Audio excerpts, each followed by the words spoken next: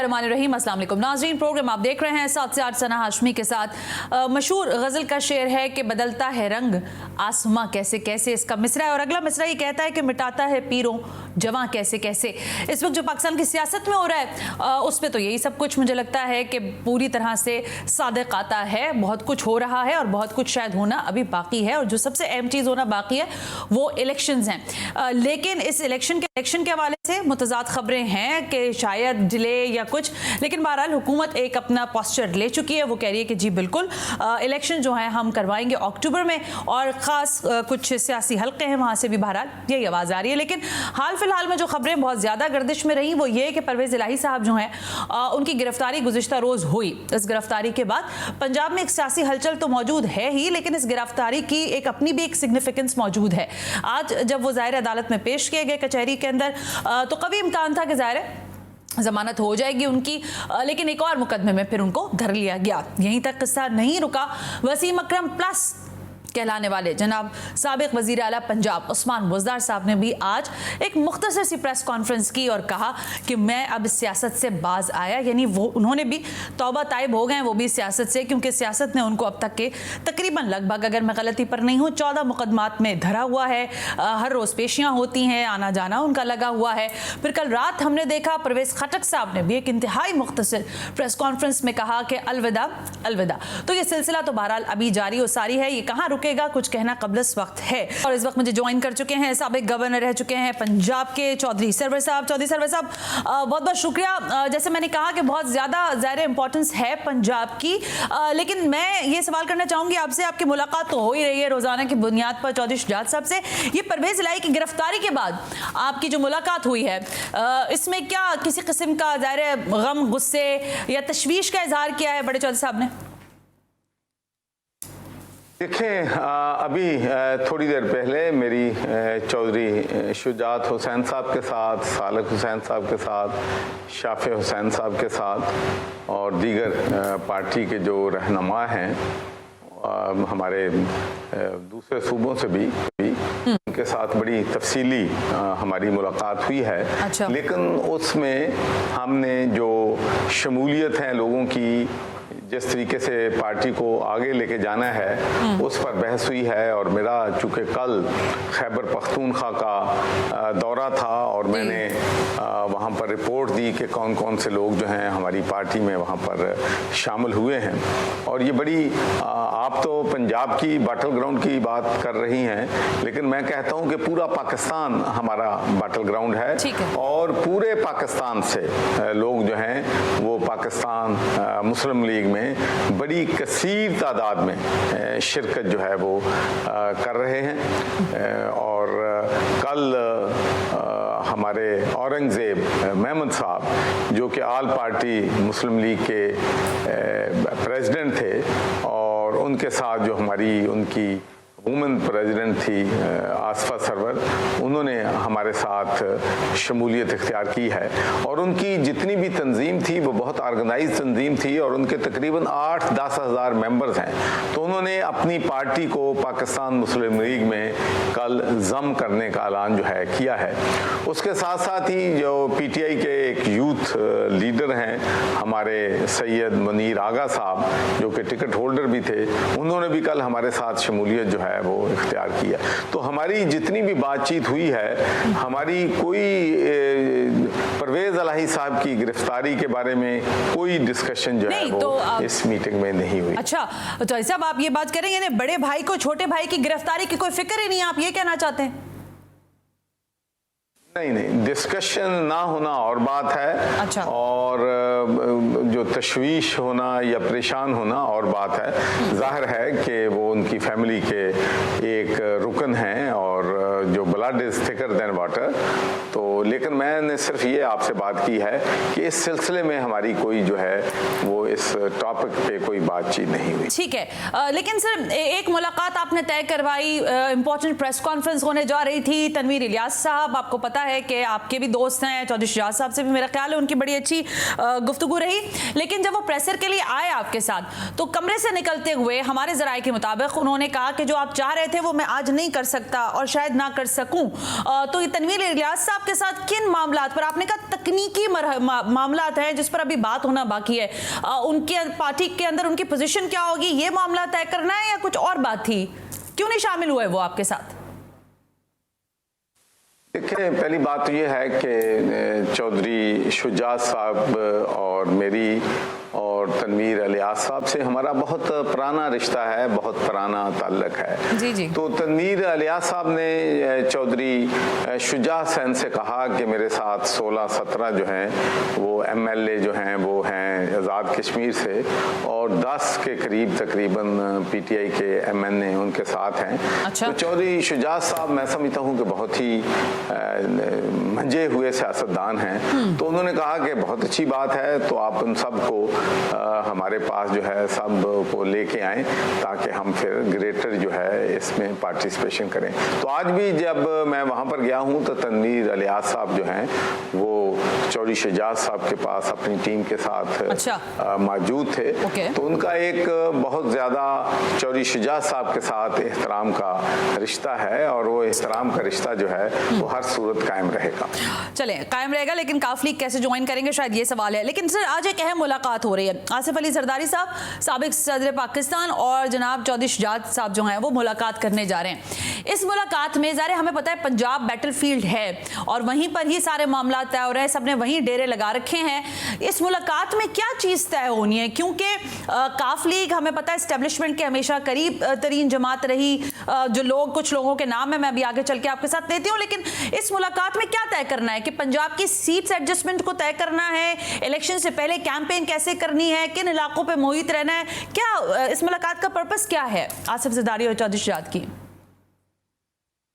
देखिए, जब भी जरदारी साहब लाहौर तशरीफ़ लाते हैं तो वो रिस्पेक्ट पे करने के लिए हमेशा चौधरी शुजात साहब के पास जाते हैं।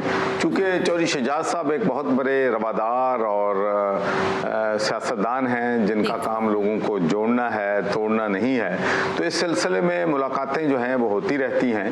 तो आज मेरे इल्म में है कि जरदारी साहब जो हैं वो चौधरी शुजात साहब के पास तशरीफ़ ला रहे हैं और मेरे चूँकि बहुत से इंटरव्यूज़ जो हैं टाइड अप हैं।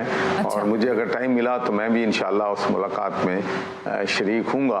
तो मुलाकात के बाद ही मैं आपको और मीडिया को हम बता सकेंगे कि किन किन टॉपिक पे। जाहिर है कि जब सियासतदान मिलते हैं तो सियासत की बात होगी। वही मैं आपसे यही पूछना चाह रही थी शायद कि आप इस मुलाकात का हिस्सा होंगे या नहीं, वो आपने खुद ही मुझे बता दिया।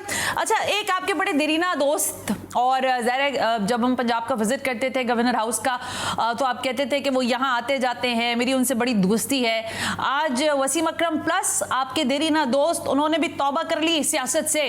कैसा लगा आपको ये सुनकर और कैसा लगा ये देखकर?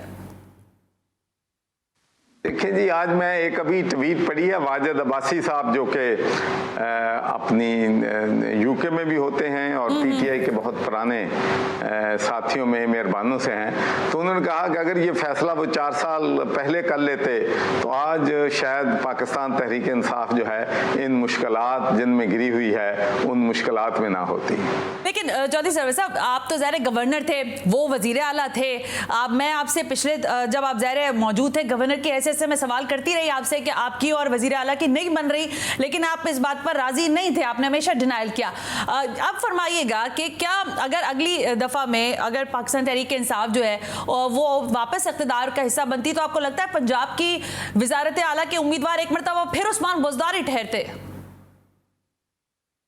देखिए जी, मैं तो इस पे कमेंट जो है वो नहीं कर सकता। हाँ। लेकिन एक बात मैं ज़रूर कहता हूँ कि अगर उस्मान बुज़दार साहब सियासत से अलहदगी का ऐलान ना करते। हाँ जी। और खान साहब को अगला इलेक्शन जीतने का मौका मिल जाता। अच्छा। तो तकरीबन कभी इम्कान था, तमाम जो सियासी पंडित हैं उनकी राय यही थी कि वो आइंदा भी वही पंजाब के जो हैं वो वज़ीर आला होते। अच्छा, ये अब जैसे अब आपके दोस्त हैं तो दोस्तों के तो दोस्त आप भी हैं, हमने सुना है बरतानिया की सियासत में भी आपका यही नाम है कि आप बड़े दोस्तबाज आदमी हैं। लेकिन ये फरमाए ना कि उस्मान बोजदार के लिए काफ लीग के दरवाजे क्यों नहीं खोलते आप? उनको कह सकते हैं कि आइए जी, इतने सारे लोग शमूलियत कर रहे हैं तो व्हाई नॉट द उस्मान बोजदार? देखिए, मेरा ख्याल है कि अब आप जो है ना, अब तो प्रॉब्लम ये है कि पाकिस्तान में सियासत अब इतनी हो गई है कि हर थड़े पे सियासत डिस्कस होती है और हमारे जो एंकर हैं वो भी बड़े सियासतदान हो गए हैं। नहीं तो आप काफ लीग में उनको शमूलियत की दावत दे रहे हैं या नहीं? ये बहुत गहरा सियासी सवाल है आपका।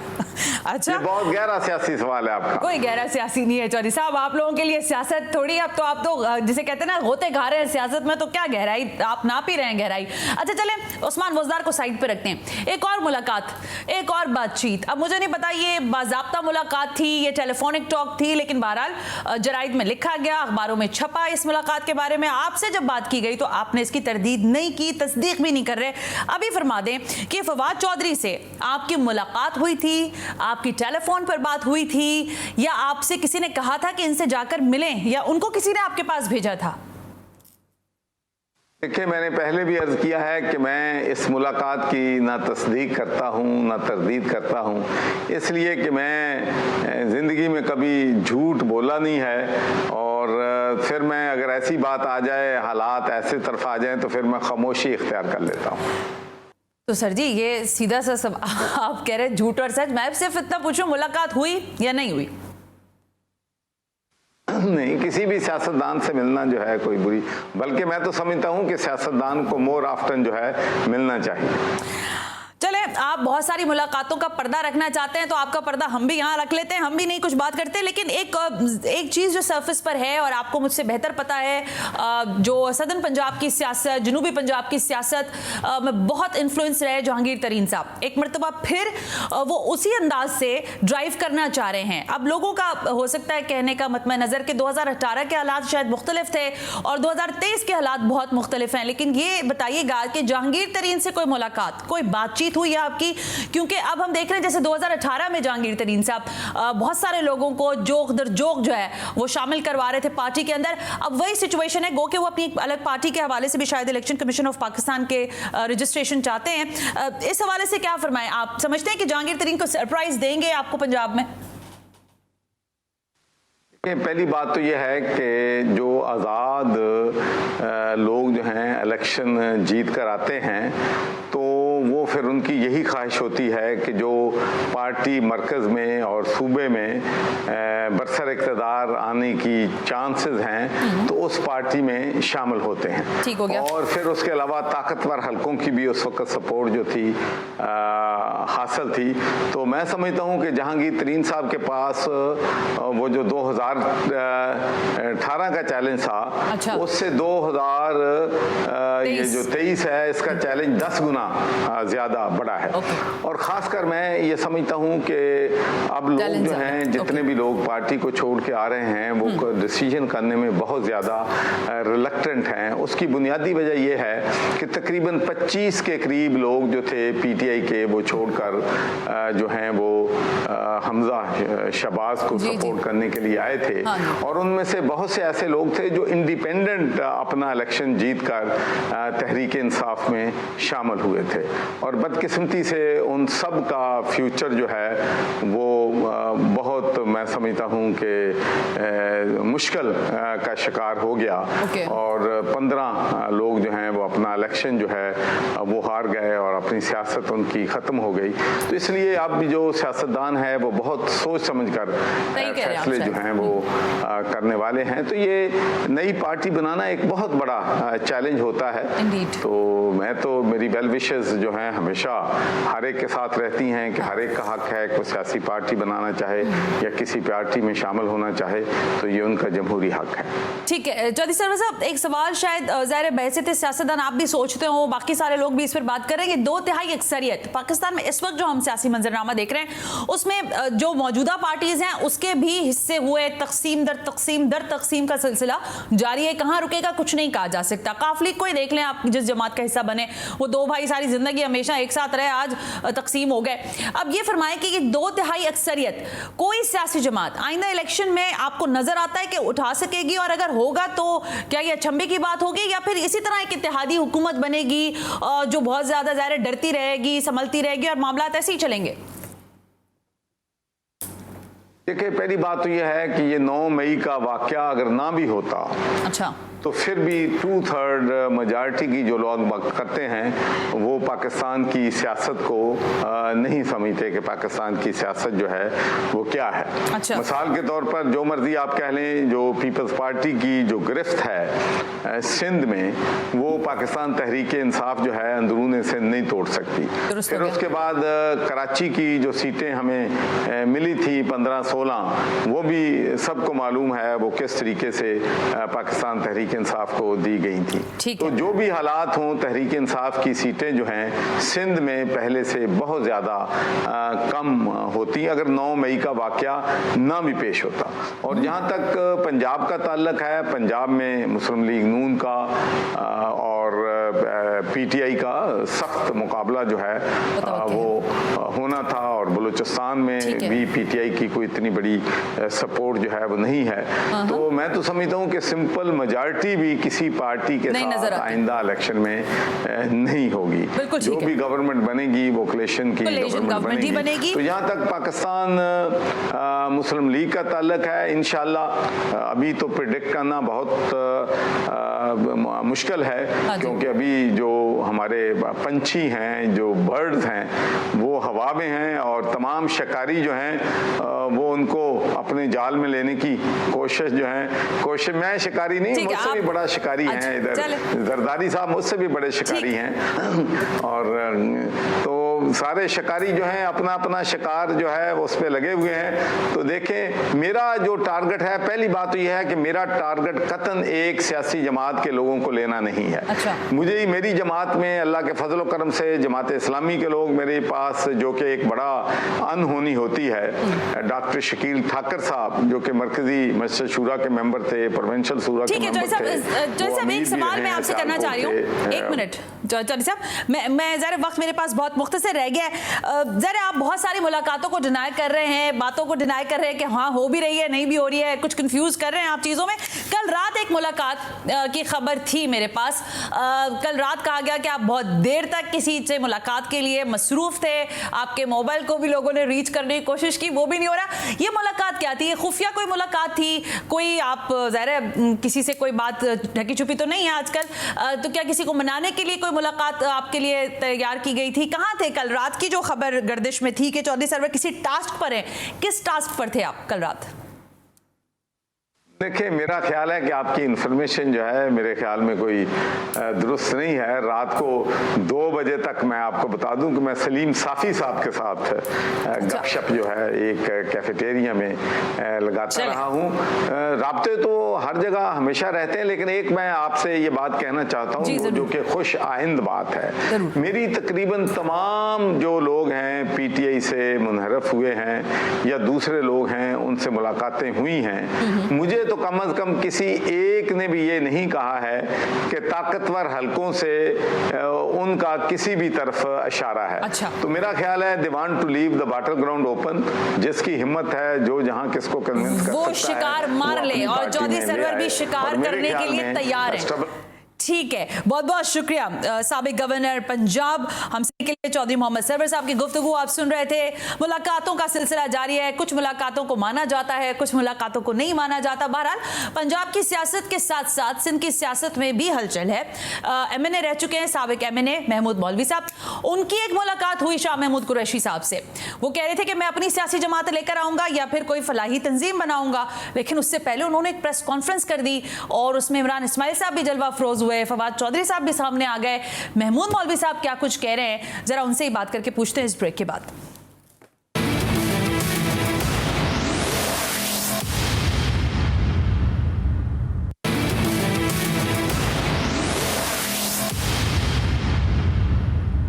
वेलकम बैक नाज़रीन। हम ब्रेक पर थे। ब्रेक से पहले आप गुफ्तगू सुन रहे थे साबिक गवर्नर की, और इस वक्त मेरे साथ मौजूद हैं साबिक MNA हैं, मेंबर नेशनल असेंबली रह चुके हैं, और ख़ुद जब इन्होंने पाकिस्तान की सियासत का हिस्सा बने और जिस ज़ाहिर पाकिस्तान तहरीक इंसाफ का हिस्सा बने, उसके MNA बने, उससे पहले भी हम देख रहे थे जो बाई इलेक्शन में जो कैंपेन इन्होंने की उसको मैंने जाके वहाँ पर कवर भी किया था।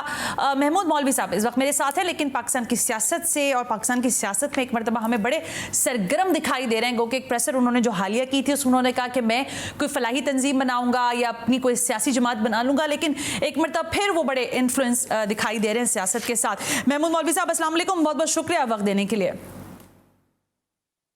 वालेकुम सलाम। महमूद मौलवी साहब, बहुत सारे सवालात हो गए। जिस दिन आपने प्रेस कॉन्फ्रेंस की थी, अच्छे अच्छे बड़े बड़े लोग जिनसे आपके भी ताल्लुकात हैं, जो आपको वैसे भी बिजनेस कम्युनिटी में लोग जानते हैं, वो कह रहे थे कि महमूद मौलवी को यही करना चाहिए था, और महमूद मौलवी ने बिल्कुल ठीक कदम उठाया। लेकिन अब लोग ये सवाल कर रहे हैं कि महमूद मौलवी को एक हफ्ते भी सियासत से दूर रहना जो है वो रास ना आया, और जो आप शाह महमूद कुरैशी से मिलने जा पहुंचे तो लोग दांतों तले उंगलियां लोगों ने दबा ली कि ये कौन सी सियासत कर रहे हैं महमूद मौलवी। देखिए, एक चीज़ मैं बताऊं, शाह महमूद कुरैशी साहब को मिलने मैं जो गया हूं वो बेसिकली देखना ये है कि देखिए, मैं कोई पॉलिटिकल पार्टी अभी मैंने ज्वाइन नहीं की या कोई चीज़ ऐसे नहीं की। देखिए, जहां मुल्क को ज़रूरत होगी ना चीज़ों को काम डाउन करने के लिए, अच्छा। मैं हर वक्त तैयार हूँ, चाहे वो किसी भी फॉर्म में हो। देखिए ना, मुझे जाना जो है, अगर एक चीज़ मेरे जाने से या मेरे थोड़े से आगे मतलब मेरे ख्याल से मेहनत करने से मुल्क की बेहतरी होती है। ये जो पॉलिटिकल चीज़ें काम डाउन होते हैं हाँ। और एक सिमत में चलते हैं, तो इसमें बुराई क्या है। अच्छा, यानी आप जो पॉलिटिकल टेम्परेचर है उसको टोन डाउन करने के लिए शाह महमूद कुरैशी से मिलने गए, ऐसे ही है? बिल्कुल जी, ठीक हो गया। अब ये बताइएगा, गुज़िश्ता रोज़ भी आपने एक टेलीविजन पे बैठकर ये कहा कि 1-2 रोज़ में इस मुलाकात के नताइज बरामद होंगे। वो क्या नताइज हैं? क्या शाह महमूद कुरैशी जो हैं वो भी तौबा ताइब कर लेंगे, या वो जिस तरह से डायरेक्ट PTI के जो चेयरमैन हैं उन्होंने उनको कहा कि मेरी जगह ये होंगे इसका हिस्सा, क्या 2-3 दिन में क्या चीज़ आपको लगता है रिवील होगी जो अभी तक नहीं है सामने, सरफेस पे नहीं है? देखिए, एक तो हम अपनी मीटिंग जो हुई है उसको मैं रिवील नहीं करूंगा 2-3 दिन तक। दूसरी चीज़, आप लोग खुद देख रहे हैं कि पॉलिटिकल सिनेरियो क्या हो रहा है। देखिए, कुछ लोग जो है नई पार्टी बनाने जा रहे हैं, जिसमें जहांगीर तरीन साहब है, अलीम खान साहब है, अलग देखे ना जो लोग छोड़ रहे हैं, ये तो बाकायदा मतलब देखिए अभी तकरीबन मेरे ख्याल 70-80 लोगों ने जो है छोड़ा है। और ये कहीं ना कहीं तो देखिए एडजस्टमेंट लेंगे ना, क्योंकि इनका तो देखिए, मैं तो एज ए बिजनेसमैन भी हूँ, तो मेरे लिए तो बहुत आसान है और मेरी एज भी है कि मैं चले, मगर जो जवान लोग हैं वो तो उनका पॉलिटिकल करियर ख़त्म है, तो वो कहीं ना कहीं तो एडजस्ट होंगे। ये वैक्यूम भरेगा तो सच, बिल्कुल ठीक है। लेकिन 80 आदमी तो घर नहीं बैठ जाएंगे ना। दुरुस्त हो गया, आपकी बात बिल्कुल दुरुस्त है। लेकिन सर, मैं आपसे सवाल करने की जसारत करूं कराची की सतह पर। देखिए, आफ्ताब सिद्दीकी साहब का नाम निकाल दें, बाकी सारे लोगों का, जिन जिन लोगों ने अपने आप को दस्तबरदार कर दिया, उसके बावजूद 10 से 11 लोग हैं जो कि कराची की सतह पर है। आपको पता है वो MNA, वो भी बिल्कुल मंजर से गायब है। उनसे आपका कोई राब्ता हुआ है, वहां पर कोई बातचीत हुई है? जरा पहले ये बताइएगा। देखिए, मेरी बातचीत काफ़ी लोगों से हो रही है। अच्छा। और बातचीत भी हुई है। देखिए, वो मंजर आम से क्यों गायब है, उसकी वजह ये, कोई भी आदमी खुशी से तो गायब नहीं है ना। हाँ? कोई आदमी खुशी से तो गायब नहीं हुआ है। उनके ऊपर भी जो है मतलब देखें, कुछ लोगों के ऊपर केसेस चल रहे हैं, कुछ है। तो बेसिकली ये टेम्परेचर डाउन करना है और कहीं ना कहीं स्टेबिलिटी आनी पड़ेगी। देखिए, इतना अनस्टेबल चीज़ें तो नहीं चलेगी। तो इसीलिए मैं अपनी पूरी कोशिश कर रहा हूँ कि मुल्क के मफाद में जो बेहतर से बेहतर हो सके, ताकि हम सारी पॉलिटिकल पार्टीज़ मतलब एक जगह पे देखिए ना इलेक्शन की तरफ जाएं। ठीक है, उसकी वजह ये इलेक्शन ही आखिरी हल है। Absolutely right. लेकिन महमूद मौलवी साहब, अब एक सिनेरियो डेवलप करके मैं आपके सामने रखती हूँ, उस पर हाँ या ना में आप मुझे जवाब दीजिएगा। शाह महमूद कुरैशी साहब मंजर आम पर आते हैं, प्रेस कॉन्फ्रेंस करते हैं, या जो भी आपकी मीटिंग है उसका कोई नतीजा निकलता है, एज पर कहना चाहिए कि जो आपका ओपिनियन है कि कुछ ना कुछ तो उसमें से निकलेगा। उसके बाद अगर पाकिस्तान तहरीक इंसाफ यानी PTI शाह महमूद कुरैशी के साथ इंटैक्ट हो जाती है, तो फिर आप वापस उनके साथ चलेंगे? नहीं, देखिए मैं पॉलिटिकली जो है एक्टिव नहीं होना चाह रहा हूं और ना मैं होऊंगा। तो सर ये पॉलिटिकली तो सारा ये मुलाकात, ये बातचीत, ये राब्ते, ये पॉलिटिक्स ही तो है। मगर मैं आपको कहूँ कि देखिए मुझे इस वक्त जो है ना, मुझे इलेक्शन लड़ने का या वो उसके करने का कोई शौक नहीं है। अच्छा, तो आप फिर आई एम सॉरी लेकिन मैं ये लफ्ज इस्तेमाल कर रही हूँ, एक टेक्नोक्रेट सेटअप की जो बात हो रही है, तो फिर मेरा ख्याल है आप उस पोस्चर में आना चाहते हैं, चाहे गुड बुक में भी रहें और कुछ करें भी नहीं और कुछ हो भी जाए। नहीं देखिए, मैंने तो नहीं सुना कोई टेक्नोक्रेट सेटअप की अभी तक कोई बात, कम से कम मेरे नज़र से तो नहीं गुजरी, क्योंकि हम सब जितने लोग बात कर रहे हैं, हम अक्टूबर में इलेक्शंस देख रहे हैं। बिल्कुल ठीक है, अक्टूबर में इलेक्शंस होते हैं, तो आप कह रहे हैं कि आप तो इलेक्शन नहीं लड़ना चाहते ना? नहीं, मैं इस वक्त इलेक्शन लड़ना नहीं चाहता हूँ। मेरे घर वाले भी कह रहे हैं कि भाई इस वक्त इलेक्शन आप ना लड़े तो बेहतर है, और देखें आराम से बैठ के मुल्क की जहाँ पे भी हो सके खिदमत कर सकूँगा तो। अच्छा महमूद मौलवी साहब ये बताइएगा कि कराची की सतह पर पाकिस्तान तहरीक इंसाफ यानी PTI की तंजीम साजी जो है, आपको लगता है कि वो आप कर सकते हैं, या वो कौन सा ऐसा नाम है जो आपको लगता है कि कराची में तंजीम साजी के लिए इन्फ्लुएंशियल हो सकता है? देखिए, कराची में तंजीम साजी के लिए हमारे बहुत लीडर्स इस वक्त मौजूद हैं। अभी मेरे ख्याल से अली जैदी साहब ने भी जो है वो भी पॉलिटिक्स से मेरे ख्याल से फिलवक्त ब्रेक लिया हुआ है। इमरान इस्माइल साहब ने भी ब्रेक लिया हुआ है। आफ्ताब सिद्दीकी ने भी ब्रेक लिया हुआ है। उसके अलावा मेरे ख्याल से कुछ जो मुझे जहाँ तक इन्फॉर्मेशन है, कुछ लोग बाहर गए हुए हैं मुल्क से। तो अब देखें जो मगर क़यादत जो भी कोई ना कोई नई तो आएगी, ताकि वो जो इसको पूरा सेटअप बनाएगी। और शमीम नकवी साहब की तबीयत ठीक नहीं है। अच्छा, एक सवाल मुझे और भी करना है आपसे इससे रिलेटेड, लेकिन मैं आपसे ये जानना चाहूंगी, आपकी कोई टेलीफोनिक बातचीत हुई जहांगीर तरीन साहब के लोगों से, ओन चौधरी वगैरह के हवाले से कुछ बात हुई है वहां पर आपकी या नहीं हुई? नहीं, मेरी बेसिकली जहांगीर तरीन साहब से तो मुलाकात नहीं हुई अब तक, मगर ओन साहब को मेरी मुलाकात एक जगह पे हुई थी बिल्कुल, और जनरली बैठे थे, गपशप हुई, क्योंकि ओन चौधरी साहब से बहुत अच्छी ताल्लुकात है। मेरी गपशप हुई, बैठे, डिस्कशंस हुए। कोई ऑफर नहीं मिली आपको कि हम पार्टी कर रहे हैं और ये सब कुछ, अगर पार्टी ऑर्गेनाइज करते हैं नहीं तो आपका साथ जरूरी हो जाएगा कराची की सतह तक? इस ठीक नहीं, मेरी ऐसी इस वक्त तक कोई बात नहीं हुई है। अच्छा, मैं एक ब्रेक ले रही हूँ महमूद मौलवी साहब, उसके बाद ज़रा वापस आकर हम ये सिनेरियो डिस्कस कर लेते हैं कि जब आप उनका हिस्सा नहीं बनना चाहते तो ये सब कुछ जो टोन डाउन करने के लिए आप पॉलिटिकल टेम्परेचर को कर रहे हैं, इसके पीछे ज़ाहिर है आपने पहले भी मुझे ये बात कही है, लेकिन मैं ये तकरार के साथ सवाल करना चाहूँगी, इसके पीछे अगराज़ व मकासद आपने कहा कि पाकिस्तानियत है और पाकिस्तान को आगे बढ़ाना है, लेकिन क्या कहीं से कोई सपोर्ट लाइन आपको मिल रही है या नहीं इस ब्रेक के बाद?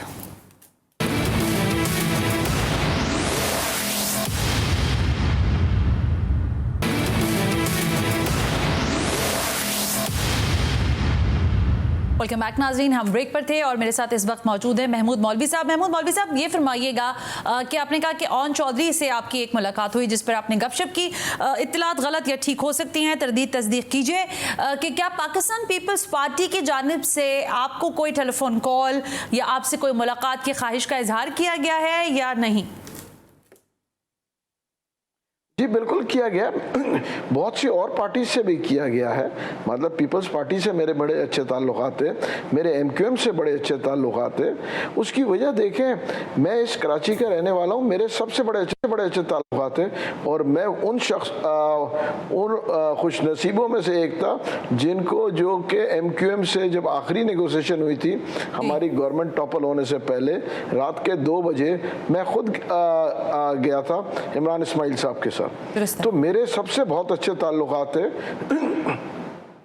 पीपल्स पार्टी से बहुत अच्छे ताल्लुकात हैं, वहाँ पे जो है अच्छा, अगर बहुत सारे हम लोगों आपसे, से मेरे ताल्लुकात हैं। आप बार बार इस बात पर इसरार करते हैं कि आप नहीं चाहते, आपकी एज और फिर बाकी सारी चीज़ों की कंसिडरेशन आपके सामने होती है, लेकिन बाय चॉइस अगर हम आपसे पूछें कि अगर पीटीआई नहीं है तो महमूद मौलवी को गुड चॉइस अगर मिलती है तो वो किस पार्टी को प्रेफर करेंगे, पीपल्स पार्टी या जैसे आपने खुद अभी नाम लिया MQM पाकिस्तान? देखिए, उसकी वजह मैं इस वक्त कोई कमेंट नहीं करूंगा क्योंकि मेरे सबसे ताल्लुकात हैं।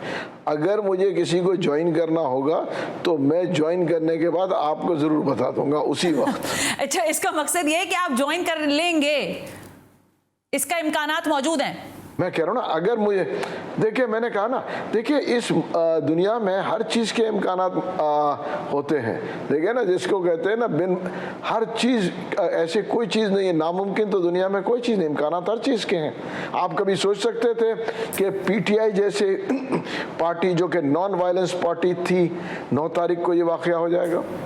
वाकई कोई नहीं सोच सकता था। भी नहीं सकता था। बिल्कुल दुरुस्त कह रहे हैं आप, लेकिन ये सोचा जा सकता है, तो ये सोचा जा सकता है कि शाह महमूद कुरैशी की और महमूद मौलवी की मुलाकात जो है वो कोई रंग दिखाएगी और कोई नया रंग जमाएगी। वो कहते हैं ना, बेखुदी बेसबब नहीं है गालिब, कुछ तो है जिसकी पर्दादारी हो। ओके, चलेगी, पर्दा कब तक उठता है महमूद मौलवी? बहुत बहुत शुक्रिया हमें वक्त देने के लिए, बहुत शुक्रिया। जल्द उठेगा, ठीक है, पर्दा जल्द उठेगा। पर्दे उठने के बाद कौन कौन बेनकाब होगा ये देखना शायद अब भी बाकी रह गया है। आज के प्रोग्राम से सना हाशमी को इजाजत दीजिए, अल्लाह हाफिज।